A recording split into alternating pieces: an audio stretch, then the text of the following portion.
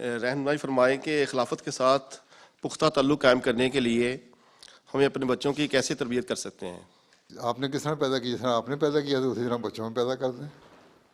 ٹھیک ہے آپ کے والدین نے جی آپ سے تعلق پیدا کروایا تھا نا، ہاں جی نصیحت کی تھی نا،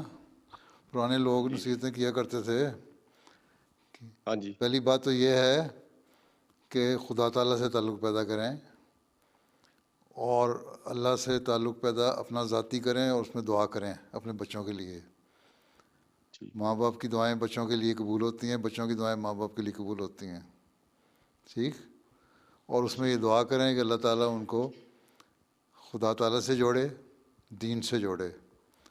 اور دین سے جوڑنے کے ساتھ اس زمانے میں اللہ تعالیٰ کے وعدے کے مطابق، حضرت صلی اللہ علیہ وسلم کی پیشگوئیوں کے مطابق مسیح موعود اور مہدی موعود آئے، ان کی جماعت سے جوڑے،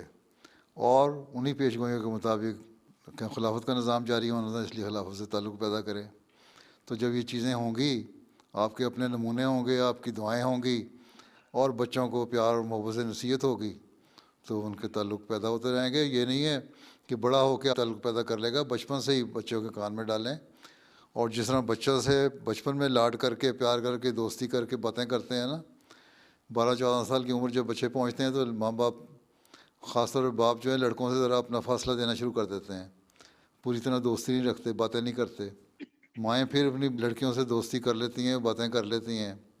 باپ جو ہیں پیچھے ہٹ جاتے ہیں۔ باپ بھی اپنا کردار ادا کریں تو بچے قریب رہیں گے، جماعت کے ساتھ اٹیچ کریں ان کو، جو جماعت کے ساتھ اٹیچ کریں گے تو جماعت کا نظام جو ہے اور خلافت کا نظام جو ہے وہ ایک چیز ہے جو ان کو سمجھ آ جائے گی، اس کے بعد وہ اٹیچ ہو جائیں گے،